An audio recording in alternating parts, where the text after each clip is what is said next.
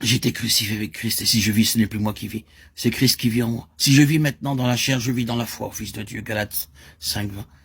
Vous voyez, la résurrection, ici, dans ce verset, est implicite. Il en est ainsi dans toute cette lettre aux Galates. C'est la base de Dieu pour réaliser son intention. Et si, en vérité, il doit y avoir la patience de la foi, s'il doit y avoir toutes ces autres choses, en tant qu'expression de la foi, il est tout à fait aussi essentiel et indispensable qu'il y ait la résurrection comme base de Dieu.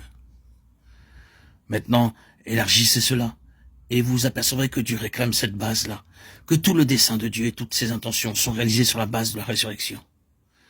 Maintenant, il y a un vaste champ, mais cela est récapitulé dans le cas du Seigneur Jésus, car toutes les Écritures se trouvent rassemblées en lui. Il est la somme de tout, dans la parole de Dieu. Tout se retrouve en lui. Tous les autres types, symboles et ombres se trouvent simplement rassemblés en lui. Tout le dessein de Dieu, pour tous les âges, se concentre en lui, et pas la moindre particule de ce dessein ne peut être accomplie si ce n'est sur la base de sa résurrection d'entre les morts. Laissez le crucifier, et le dessein de Dieu est entièrement manqué. C'est par la résurrection des morts que tout se trouve réalisé, et c'est là une loi qui gouverne. Quant au peuple du Seigneur, ceci signifie qu'il doit œuvrer de telle sorte avec eux, qu'il ait en eux la résurrection comme base positive et bien déterminée. Bien sûr, il n'y a pas la résurrection là où il n'y a pas de mort, et donc, en vue de la résurrection, il faut que la mort ait lieu.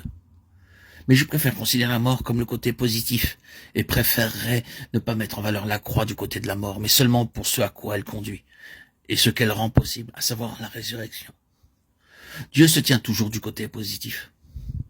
Ainsi, le Seigneur tente de trouver en nous la foi en vue de la résurrection. Or, Abraham, encore une fois, fut éprouvé à ce sujet par rapport à la foi. Ce fut la puissance de résurrection qui, à la fois dans son cas et dans celui de sa femme, en tout premier lieu, amena Isaac.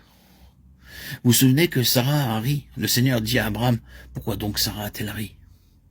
Y a-t-il rien qui soit étonnant de la part de l'Éternel? La foi en la résurrection était requise, car, comme Paul nous le dit dans sa lettre aux Romains, Abraham considéra son corps presque mourant, Romains 4:19. Dans sa foi, il crut Dieu quant à la résurrection dans cette première circonstance. D'autre part, quand arriva l'offrande d'Isaac, il crut Dieu.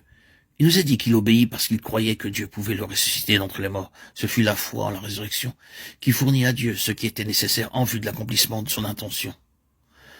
Combien nous sommes éprouvés par cette chose même. Le Seigneur permet parfois que les choses aillent très loin, à la fois dans nos vies individuelles et aussi corporativement. Il permet ces phases où tout semble comme si la mort avait la victoire. Et nous n'avons jamais réellement l'impression de parvenir à la place où la foi n'est plus testée sur ce point-là. Si nombreuses que soient nos expériences et les fois où nous avons pu les traverser et en ressortir dans la résurrection et le triomphe, il semble cependant que nous ne parvenons jamais là où nous ne pouvons plus être éprouvés. Chaque nouvel assaut de la mort, chaque nouvelle expérience où les choses semblent aller tout à fait au plus mal, nous trouve très éprouvés. Voici tout ce qui est lié à cela. Nous sommes très éprouvés. Cela signifie que nous sommes dans une position où il n'est tout à fait possible, pour le moins, de tout remettre en question. Des questions au sujet du Seigneur, des questions au sujet des choses pour lesquelles nous avons fait les plus grandes déclarations d'assurance. Aucun qui sait réellement cela me dira « je ne douterai plus jamais », mais je pense avoir fait quelques progrès. Le Seigneur s'assure la possession en nous d'un point d'appui qui va grandissant.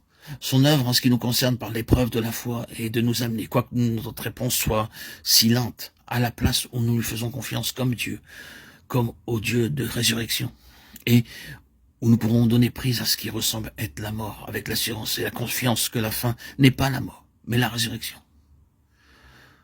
Encore une fois, c'est la base que le Seigneur doit posséder, la foi en lui comme au Dieu de la résurrection. Quand dans un cas donné quelconque, c'est une question de vie ou de mort, alors on en vient à ce mot extrême, impossible. C'est sur ce point-là que la mise à l'épreuve s'élève. Y a-t-il rien qui soit trop difficile? Y a-t-il quelque chose d'impossible? Vous remarquez que le mot impossible est particulièrement lié à la question de la résurrection. La foi trouve sa plus profonde mise à l'épreuve sur la question de la résurrection partout où la mort est là. Cela signifie que là où il y a la foi sur le point de la résurrection, il y a la plus grande victoire. Une victoire plus grande dans ce domaine-là que dans tout autre domaine. C'est le triomphe final, la foi dans le Dieu de la résurrection.